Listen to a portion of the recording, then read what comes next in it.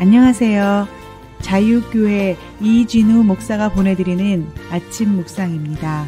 오늘도 예수 그리스도의 향기를 내는 복된 하루가 되시길 바랍니다. 7월 2일 화요일 아침 묵상입니다. 오늘은 요나의 기도 무엇이 문제인가 라는 제목으로 요나서 2장 1절로 4절의 말씀 묵상합니다.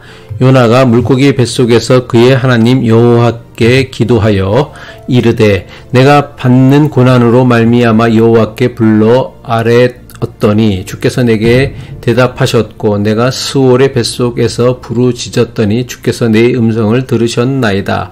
주께서 나를 깊음 속 바다 가운데서 던지셨으므로 큰 물이 나를 둘렀고 주의 파도와 큰 물결이 다 내 위에 넘쳤나이다. 내가 말하기를 내가 주의 목전에서 쫓겨났을지라도 다시 주의 성전을 바라보겠다 하였나이다. 요나서 2장의 말씀은 폭풍이 이는 바다에 던져진 요나가 큰 물고기 뱃속에서 하나님께 드린 기도입니다. 아마도 대부분 교인은 요나의 이 기도를 물고기 뱃속에서 참회와 회개를 다짐하는 은혜로운 기도로 여깁니다. 대부분 교인이 요나서 2장에 나오는 요나의 기도를 참회와 회개의 기도라고 여기는 이유는 아마도 다음과 같은 이유일 것입니다. 하나님 말씀에 불순종하여 하나님을 피해 다시스로 도망쳤던 요나가 물고기 뱃속에서 자신의 불순종을 깨닫고는 자기의 잘못을 회개하는 기도를 드립니다. 하나님께서는 요나의 회개를 받아주시고 그를 용서해 주십니다. 하나님께서는 자신의 불순종을 회개하는 요나를 물고기 뱃속에서 토해내게 하십니다.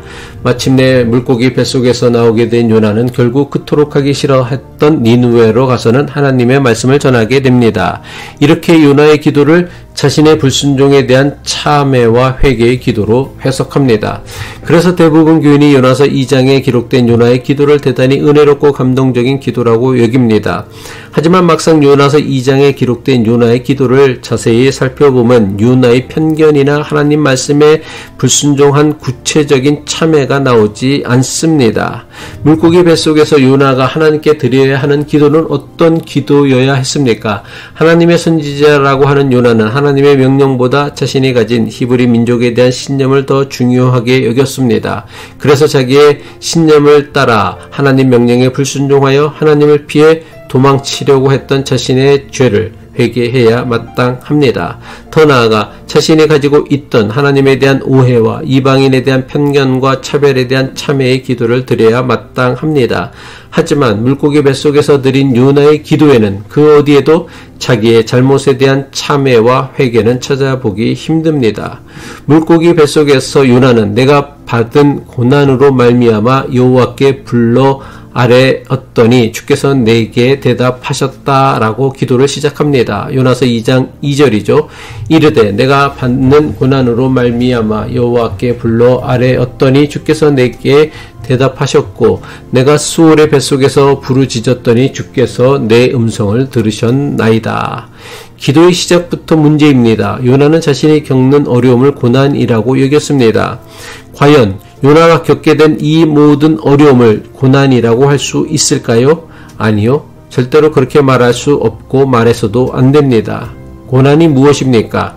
하나님의 말씀을 지키기 위해 정직하고 성실하게 살았는데 세상의 악함 때문에 어쩔 수 없이 당하는 것을 고난이라고 합니다. 하지만 많은 교인이 자기의 잘못이나 죄 때문에 겪는 어려움을 고난이라고 여깁니다. 자기의 잘못이나 죄 때문에 겪는 고통이나 어려움은 잘못에 대한 대가나 책임을 치르는 것이지 이것을 고난이라고 할 수는 없습니다.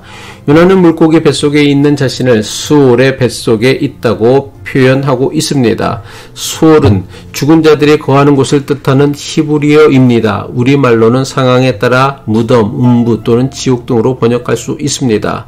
요나는 스올과 같은 물고기 뱃속에서도 자신이 죽지 않고 살아있는 것은 주님께서 자기의 기도를 들으셨기 때문이라고 기도하고 있습니다. 이것은 요나의 심각한 착각입니다.